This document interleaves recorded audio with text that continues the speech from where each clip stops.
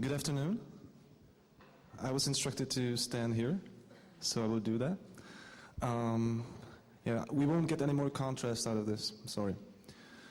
So I'll be talking about the work I've done in part at the Institute of Translation Studies at Charles University. And over there, what they study about translation, the language transfer from one language to another, is the linguistic perspective. But I was looking more into the social aspect of translation.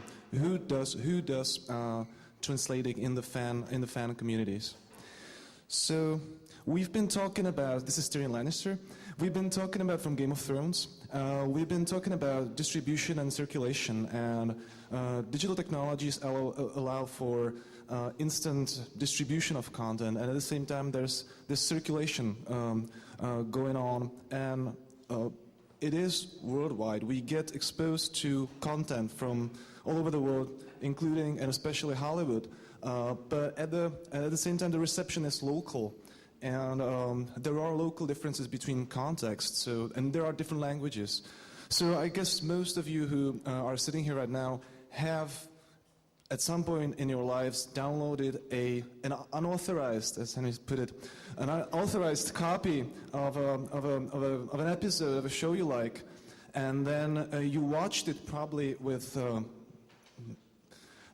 Czech subtitles made by amateurs or by fans or with English subtitles. And in order for you to be able to do so, there had to be some people who made this possible. There was the guy who ripped the video file somehow. There was a person who ripped the subtitles from the DTV, from digital TV signal. And then there might have been a translator who translated this into Czech. And these are all real people, and I'm interested in these people. So in humanities, there has been some work done on fan subs, and I want to reserve this term for the subtitles that were bringing anime, the Japanese animation, into the West. They were pretty specific. They were famous for a number of mistranslations, and they were famous for the valiant efforts at bringing all the layers of cultural meanings that were in the source material. But we're looking at a different story. We're looking at what I'm calling, not just me, other researchers too, user-generated subtitles.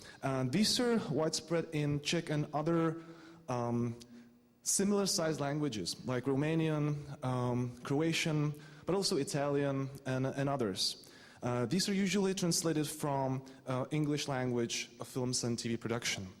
In the Czech Republic, the numbers of downloads for these subtitles are huge. Tens of thousands of downloads are being done from dedicated websites. There are many of them. This is done especially by young people, and they use it together with unauthorized copies of the content.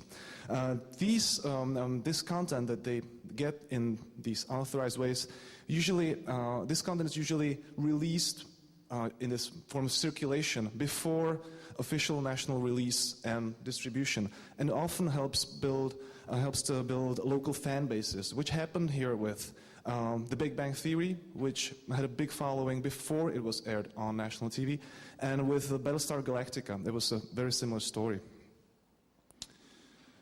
This is one of the websites, Titulky, which means subtitles.com. So my questions in this research were the following. So who is involved in the translation process? What drives these people to do this? What values do users find in these subtitles, and how do they discuss them online? And also, this is the linguistic part that I won't be really paying that much attention to in this talk. What shifts in terms of cultural meanings and linguistic meaning and linguistic structure occur during the translation? My material was the Game of Thrones Season 1, which aired last year. It's a fantasy epic TV show made by HBO, and the subtitles, I chose it because I liked it, because it was very popular. There were over 20,000 downloads in 1 month for each episode from just one of these websites, which was the one you just saw. There was existing fan community. I wanted to look at the interactions of the translators with the existing fan community. The books that this show is based on were already translated into Czech, so they were all available. There were many versions of the subtitles, so not just one person made their subtitles, but there were many people attempting that. And the most popular set of these subtitles was made by the user Hlavon, and we will get to him later. As for my methods, I described this translation process based on open public data, timestamps, and I did interviews with actors in this process, especially Hlavon, the translator, but also some other people, you'll see that. I did a qualitative analysis of user comments on the subtitles, and I did some linguistic sort of semantic analysis too. And so I want to be light on theory in this talk, but I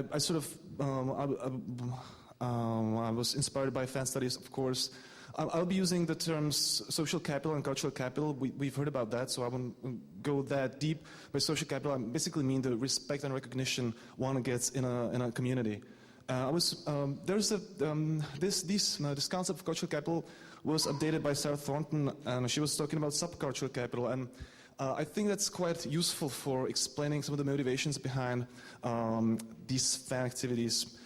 Because in order to be able to discuss with your peers online about Game of Thrones, you have to have seen the latest episode. Otherwise, you're done. You just cannot enter that discussion. So you have to have this subcultural capital or pop culture or whatever we call it before you enter these discussions. The earlier, the better, right? And I was also using this is an obscure Israeli translation studies scholar who was talking about translation norms, but this applies to this research too. So the process. So first of all, I'll describe the process. Then I will be talking about the users and how do they find it. And in the end, I will be talking about some issues we might have with this setup. So how it works. So the original was broadcast on the East Coast of the US at 9 p.m. Eastern Standard Time, which means 3 a.m. here in Prague. The first, you can see the first screening. The end of broadcast was at 4:05. At 7:35, the English subtitles derived from closed captions are already available, as well as the ripped video files. So some people were working hard to circulate this content.